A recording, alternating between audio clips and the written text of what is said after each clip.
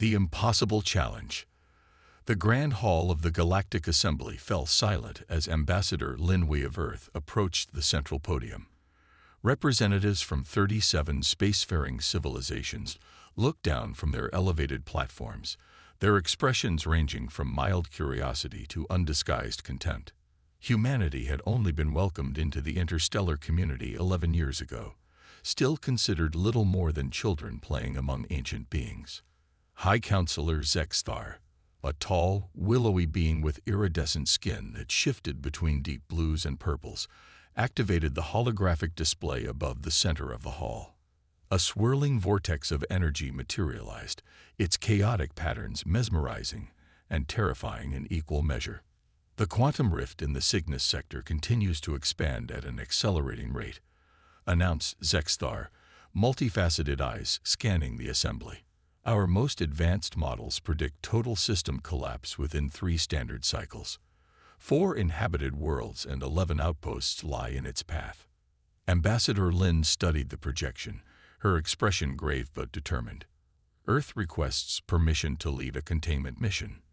The assembly erupted into a cacophony of sounds, clicking mandibles, harmonized vibrations, and translated voices, all expressing the same sentiment: disbelief. Order. Zexthar's voice cut through the noise. When silence returned, they turned to Lin. Ambassador, with all due respect to your species, the Xalati attempted containment 2 centuries ago with technology far beyond Earth's current capabilities. They failed catastrophically, losing an entire fleet.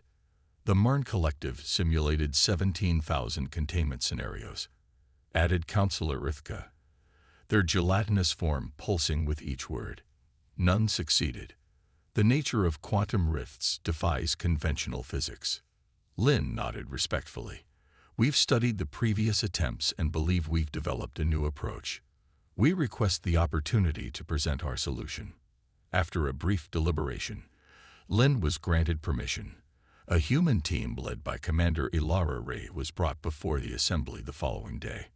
Ray was a veteran of Earth's Spatial Engineering Corps, with a reputation for solving impossible engineering challenges throughout the Sol system. The previous attempts failed because they approached the rift as a breach to be sealed, Ray explained, manipulating the holographic display to illustrate her points. We propose treating it as a storm to be calmed. She detailed their plan to deploy a network of quantum harmonizers around the rift's perimeter, devices that would synchronize with the rift's chaotic frequencies and gradually induce a stable pattern. This is theoretical nonsense, scoffed the Tlaxic representative, antenna twitching irritably. Quantum rifts cannot be harmonized. They are fundamentally unstable. With respect, Ray countered, humanity has a long history of achieving what others deemed impossible. We're not asking for your technology or resources, only your permission to try. After hours of heated debate, permission was reluctantly granted, though most considered it a diplomatic courtesy rather than a viable mission. As the human delegation departed, Counselor Ithka approached Lin. Your species' optimism is admirable, if misguided, they said. But know this, when your attempt fails, the Assembly will expect Earth to accept the evacuation plan for the endangered systems. We understand the stakes, Lin replied. 3 weeks later, the UES Prometheus arrived at the edge of the Cygnus Rift exclusion zone. The massive vessel housed not only Ray's engineering team, but also the quantum harmonizers, experimental technology that had only been tested in controlled laboratory conditions. Captain Marcos Dias stood on the bridge, watching as observer ships from a dozen different species maintained a safe distance. They had come to witness humanity's folly firsthand. They think we're going to fail spectacularly, he said to Ray, who was calibrating equipment at a nearby console. They're not wrong about the spectacular part, she replied without looking up. But we're not going to fail. The deployment of the harmonizer network began immediately. Automated drones transported the devices to their designated positions around the rift's perimeter, while Ray's team monitored from the Prometheus. Dr. Ashoka Patel, the theoretical physicist who had conceptualized the harmonizers, frowned at his readings. The rift's energy fluctuations are more erratic than our models predicted. We'll need to recalibrate the entire network. How long? Ray asked. At least 72 hours. But Commander, Patel hesitated. These readings suggest the rift is expanding faster than anticipated. We may not have that much time. Ray made a quick decision. We'll split into teams. I'll take the primary engineering crew on the auxiliary vessels to manually calibrate the harmonizers. The rest stay here to coordinate. Captain Diaz pulled her aside. That puts you dangerously close to the rift. It's the only way to get precise readings, she replied. Besides, this was always going to be hands-on. As Ray's team departed in 3 smaller vessels, communications came in from the observing ships.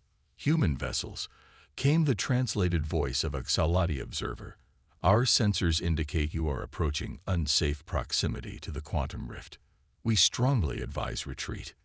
Noted, Ray responded simply, continuing their approach. The closer they got to the rift, the more their instruments went haywire. Visual observation was nearly impossible. The rift distorted light, creating a disorienting kaleidoscope effect. Ray's vessel shuddered violently as they reached the first harmonizer. Energy surges increasing, reported Engineer Chen, gripping his console as another tremor shook the ship. Hull integrity at 92% and falling. Ray secured herself in an EVA suit. I'm going out to make the adjustments directly. The automated systems aren't precise enough. Commander, Chen protested, the radiation levels are within tolerable limits for a short exposure. She finished for him. Keep the ship stable. Outside the vessel, tethered by a reinforced cable, Ray worked to recalibrate the first harmonizer.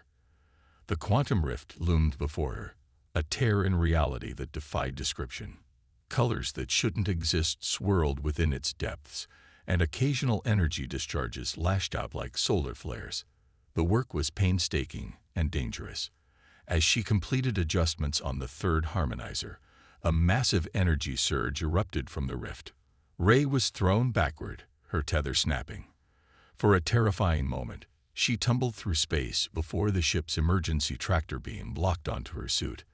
Back aboard, Medical Officer Dr. Kazuo Tanaka examined her.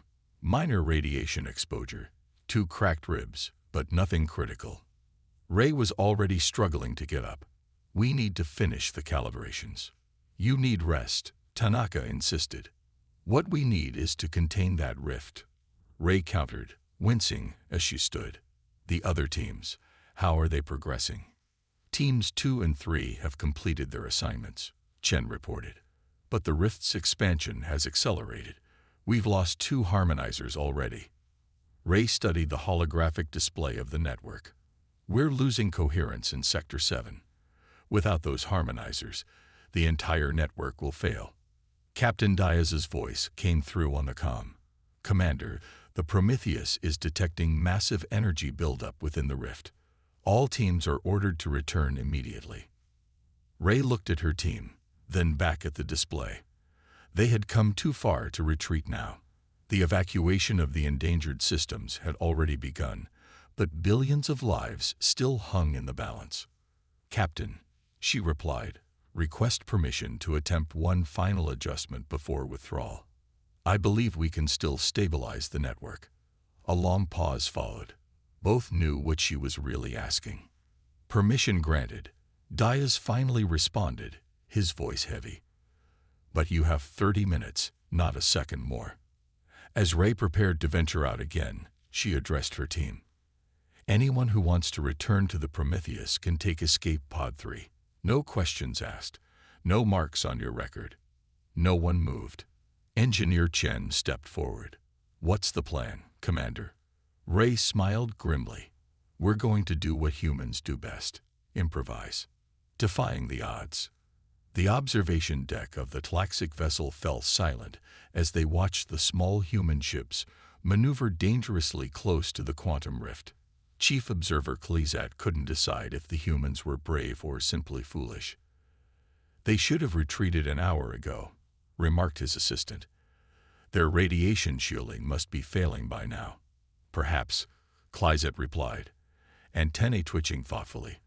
But there is something unexpected about these humans.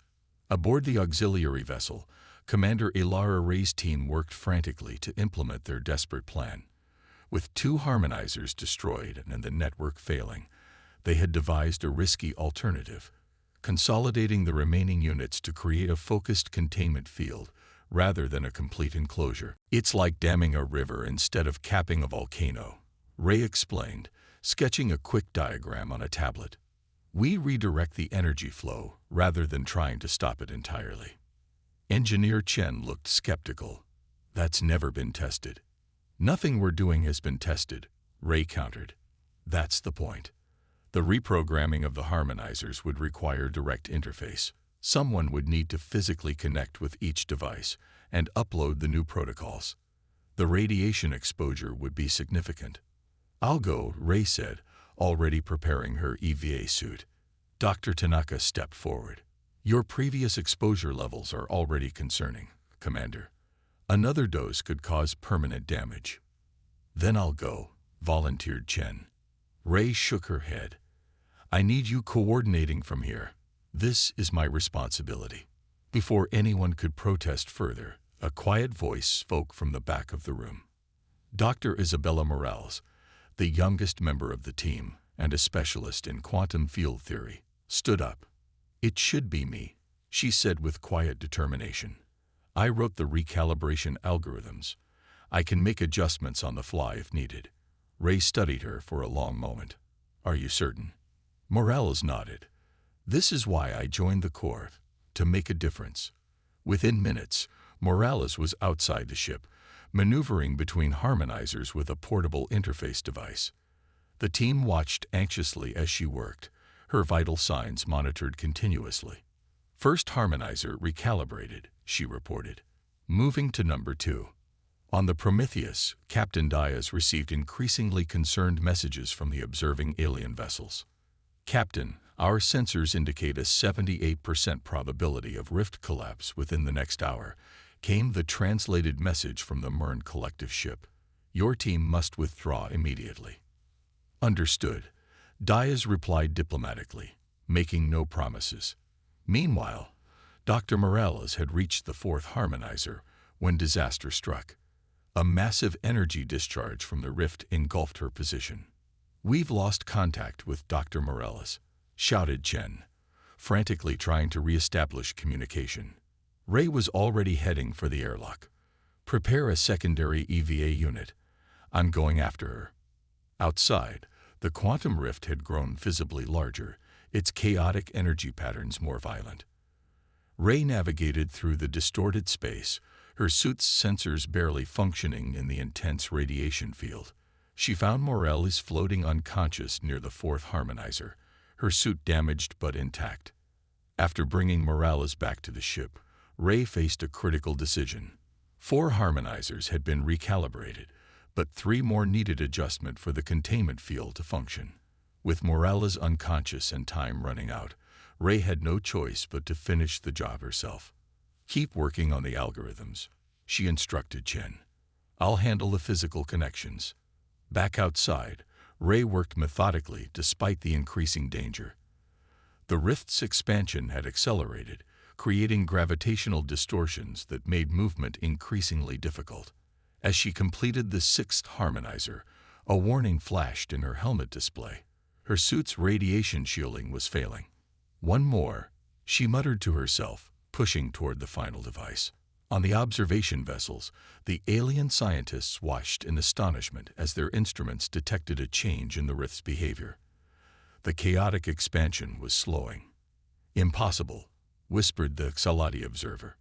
Ray reached the final harmonizer, her movements growing sluggish as radiation sickness began to take hold. With trembling hands, she connected the interface and initiated the upload. The device hummed to life, synchronizing with the others in the network. Upload complete, she reported, her voice weak. Activating containment field. The effect was immediate and spectacular. The harmonizers emitted beams of coherent energy that intersected with the rift's chaotic patterns. Where they met, The distortion began to stabilize, the wild energy gradually conforming to the imposed order. "It's working," Chen reported, disbelief in his voice. "The rift is contracting." On the Prometheus, Captain Diaz watched the readings with growing amazement. "Get all teams back immediately," he ordered, "and prepare medical for radiation treatment." Ray barely made it back to the ship before collapsing. As Dr. Tanaka rushed her to medical, she managed to ask, "Morales?" "Stable," Tanaka assured her. "You both need intensive treatment, but you'll live." From the ship's viewport, they could see the quantum rift transforming. Instead of an expanding tear in spacetime, it had become a controlled vortex, still powerful, but contained within the harmonizer field. 3 days later, a special session of the Galactic Assembly was convened. Ambassador Lin Wei stood before the gathered representatives, pride evident in her bearing despite her diplomatic restraint. "The quantum rift has been successfully contained," she announced. "The harmonizer network is stable and self-sustaining. The evacuation of the endangered systems has been halted, and residents are returning to their homes." High Counselor Zexthar stepped forward. "The Assembly acknowledges humanity's extraordinary achievement. What your species has accomplished was believed impossible by the greatest scientific minds of the galaxy." "A fortunate accident," perhaps suggested the Tlaxic representative, unwilling to fully concede. "Not accident," corrected Counselor Rithka, their gelatinous form pulsing thoughtfully. "Innovation." Humans approached the problem from an entirely new perspective, one that our civilizations, with our established knowledge and methodologies, could not conceive. As the Assembly debated the implications of humanity's success, Commander Ray and her team were recovering in the Prometheus medical bay. Dr. Morales had regained consciousness, though both she and Ray faced months of treatment for radiation exposure. Captain Diaz visited them, bringing news from Earth. "Your heroes, not just to humanity, but to 4 worlds you saved. The quantum harmonizer technology is being hailed as a breakthrough in spatial engineering." Ray managed to smile. "Not bad for the new kids in the galaxy." "The Assembly has requested that Earth share the harmonizer technology," Diaz continued. "They're also proposing a joint research initiative, with humans taking a leading role." "Funny how quickly we went from naive newcomers to valuable partners," Morales remarked. 6 months later, a new division was established within the Galactic Assembly, the Quantum Stability Corps, staffed by scientists and engineers from a dozen species, but led by humans. Their mission: to develop and deploy containment solutions for other quantum anomalies throughout the galaxy. At the inauguration ceremony, a recovered Commander Ray addressed the assembled dignitaries. "What we achieved at the Cygnus Rift wasn't just about saving lives, though that would have been reason enough. It was about challenging the very concept of impossibility." She gestured to the diverse team behind her, humans working alongside the very aliens who had once dismissed their capabilities. "Throughout human history, our greatest advances have come when someone looked at an insurmountable problem and refused to accept its impossibility. Now, as we join the galactic community, we bring that same spirit of determination. There will always be challenges deemed impossible, until someone decides to try anyway."